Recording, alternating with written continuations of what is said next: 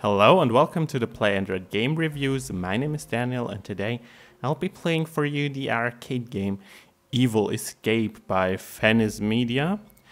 And well, here we have the starting screen and it's all about evil and horror and stuff like this. You have your, protagonist, the djinn with the axe, floating in the middle in front of a spooky, mansion in the background, all in nightly colors, all is dark with glowing windows here and a night sky. And you see while the djinn is floating, he's floating, I think, above a cemetery, I don't know, with those laughing faces in the earth here. So we have the game here. We have these buttons with, the appropriate style with blood and slime and I don't know what. And, it says music by Midnight Syndicate. So it has actually original score for the game and you hear it in the background already, I think. And we have a play button here. We have the crypt. We have a rate button and a more button. Rate button, I think, where you can rate the game in the Play Store, and a more button where you will find additional games from the developers. And the crypt, I'm gonna show you this later on, but let's just hop into the game and see how it plays. And hit play and it gets into the game right here and it says get ready, and we have those coins and we have 0 coins. We have to tap this orange blob button here. And you see, already failed here with the first barrier. It is basically a Flappy Bird kind of game. It's tapping to stay afloat and moving across the level and past those, trees here and collecting those coins. Because you need coins later on to, purchase new stuff in the game. And, score is 0, best is 0. Game over here. Let's just play it again. Let's just try it again. And with a bit more attention. And here I got my first coin. And the second one. And the third one. No, I didn't. And, play it again. And, yeah. Fairly basic stuff if you're familiar with the Flappy Bird game, or, the kind of gameplay this one game spawned. Had quite the success when it was first released, and it spawned, as I said before, a wave of different games with basically the same principle of gameplay. And this one here, let's just skip the ad.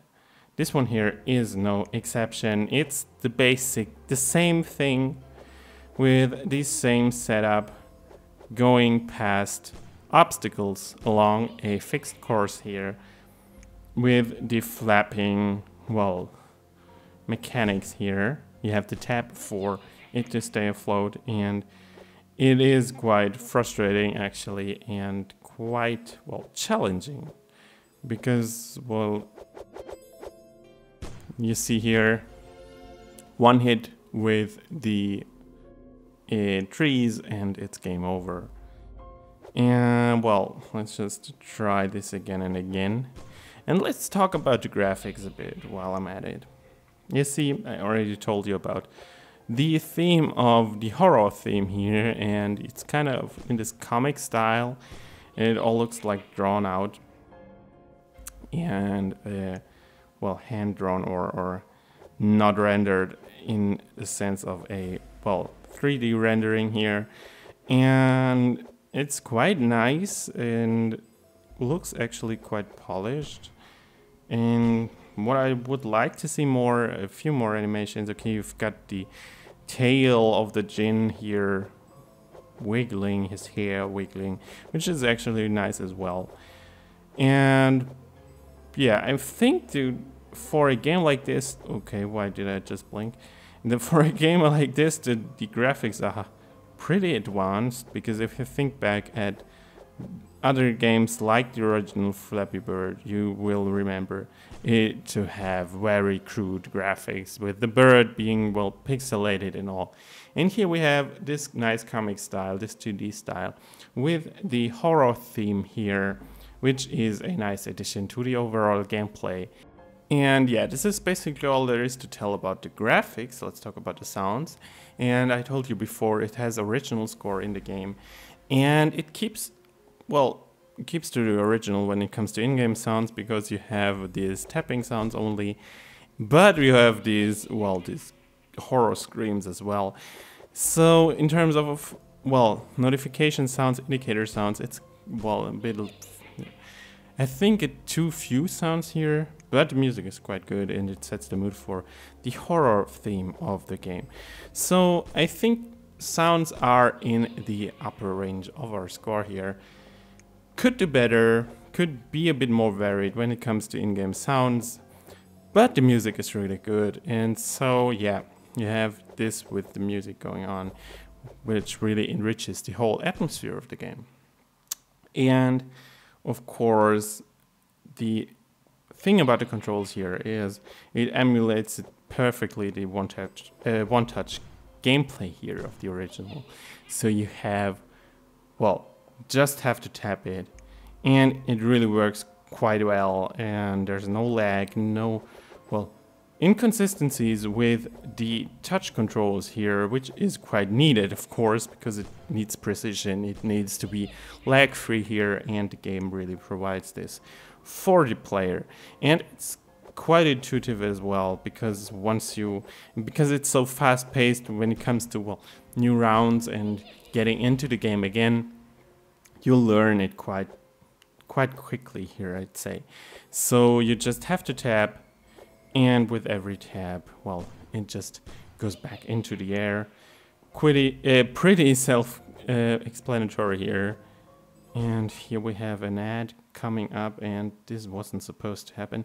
This is quite ingenious here with the ads coming up here during playing, because you're just tapping along mindlessly, and then the ad just comes up and you tap the ad here.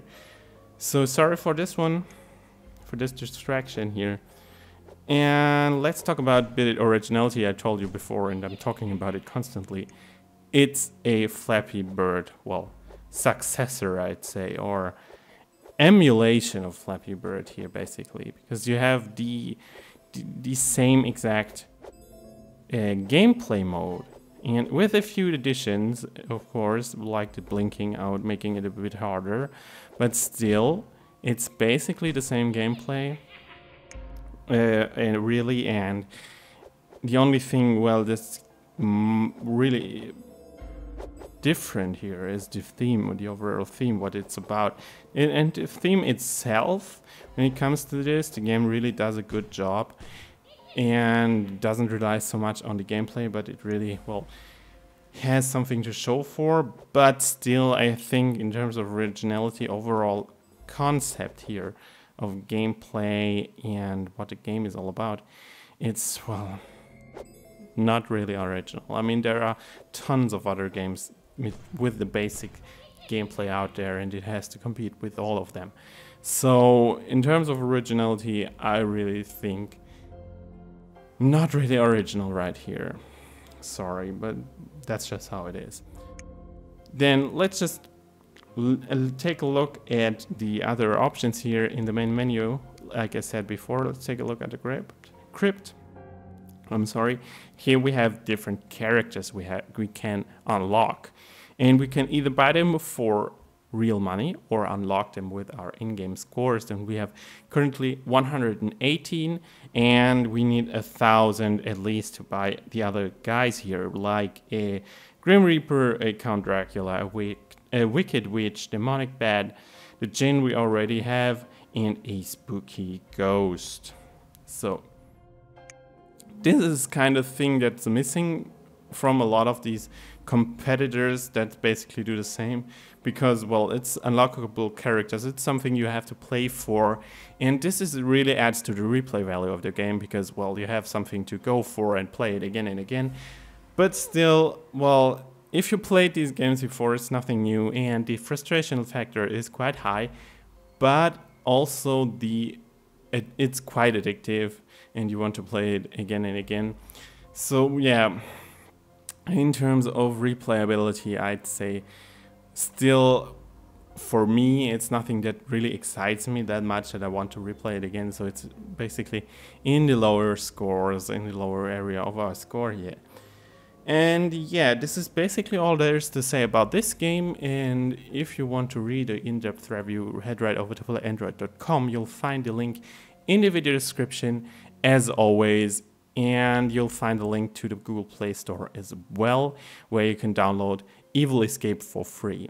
And I hope you enjoyed this video. I hope you'll tune in next time. And until then, I say goodbye.